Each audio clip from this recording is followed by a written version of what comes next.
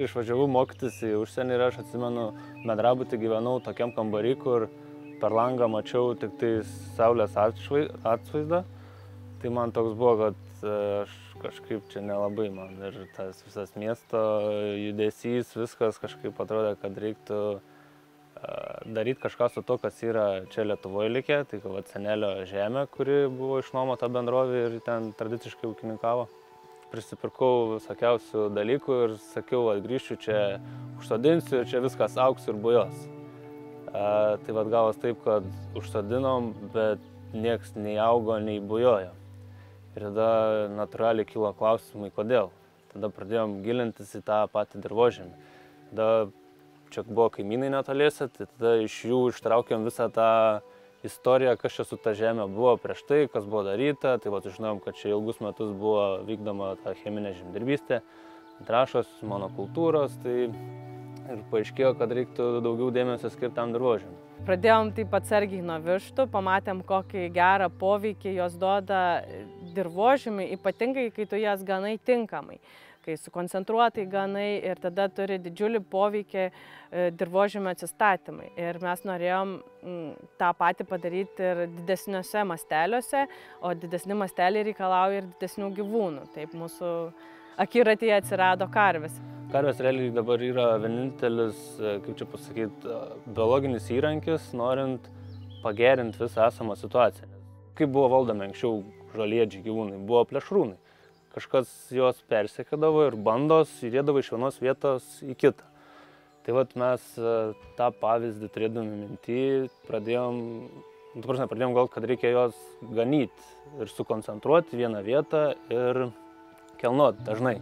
Nes turėjom pavyzdį iš vištų, mes buvom pasidarę vištų namelius ir ten 50 vištų, kokį 12 kvadratų per dieną padarydavo gan didelį darbą, sujudindavo tą visą žemę, nulesdavo pradžioje žolę, sujudindavo žemę ir mes pastebėjom, mes kiekvieną dieną kelnodavom tos namelius ir pastebėjom, kad ta žolė, jinai atauga, bet atauga su tokia energija, jinai visą laiką žalesnė, sodresnė o ką tai reiškia? Tai reiškia, kad jeigu žolė tankesnė, jinai geriau ir efektyviau vykdo fotosintezę.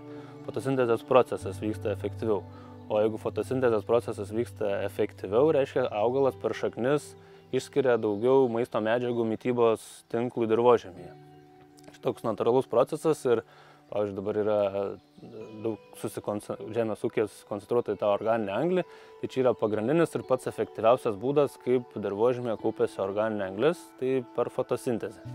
Jeigu pievų niekas nenupjauna ar nenugano, nenuėda, tai jos lėtai oksiduojasi. Reiškia, visą tą sukauptą anglis į organiką, ląstelieną tą visą, jinai oksiduojasi, reiškia, ta sukaupta anglis iš atmosferos vėl grįžta atgal anglies dvideginio pavidalu. Tai mes dabar šioje modernioje sistemoje turim karves, kurios yra vienintelis įrankis, leidžiantis mums dar valdyti tas ekosistemas, kurios yra taip paliktas kaip regioninių parkų visokios šlapynės, tokie plotai ir panašiai, kurie netinka paprastam augalininkystės ūkiui. Kodėl žmonės turėtų rinktis regeneracinių ūkių produkciją, tai yra klausimas, kuris kyla turbūt daugeliui, bet dažnai žmonės iš tikrųjų yra egoistai ir galvoja tik iš savo perspektyvos. Dėl to aš galėčiau pasakoti, kad tai yra geriau gamtai, kad tai yra palankiau ekosistemam, kad tai yra palankiau klimatui, kad mažina ten klimato kaitą ir panašiai, bet tas nekabina žmonių tiesiogiai.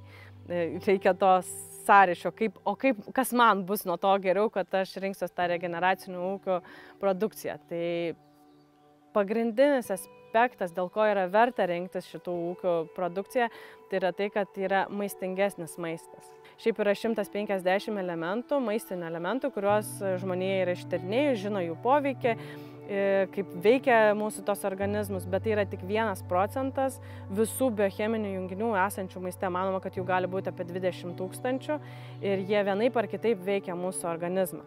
Tai tas faktas, kad mes nežinom, kaip jie veikia ir ką jie daro, tai nereiškia, kad jie mums yra nereikalingi. Tai jie maiste mūsų turi būti. Dabartinis tas tradicinis ūkininkavimas, jis iš tikrųjų augina maisto karkasą.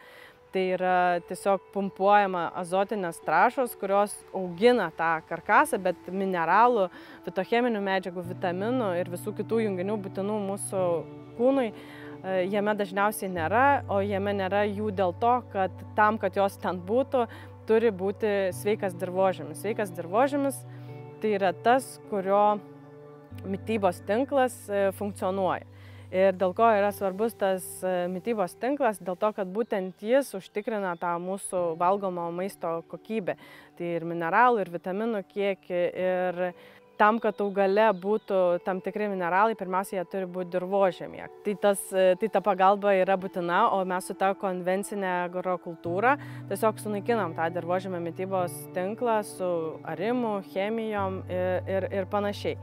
Tai ta variacija iš tikrųjų yra gana didelė, mineralinė variacija tarp tradicinių ūkių ir regeneracinių ūkių matuojama kartais, sakykime, bet fitocheminių medžiagų jau gali būti ir šimtais kartų, dėl to, kad fitocheminės medžiagos šiaip yra stambiamolekuliniai junginiai, tai yra junginiai, kurie pasižymi, pavyzdžiui, prieš uždegiminiam savybėm, prieš vėžiniam, antibakteriniam ir visom kitom savybėm, kurios yra būdingos mums įprastai vaistažolėm, bet jos iš tikrųjų gali būti bet kuriam maiste, kuris auga dirvožemyje su funkcionuojančiu dirvožemio mitybos tinklu.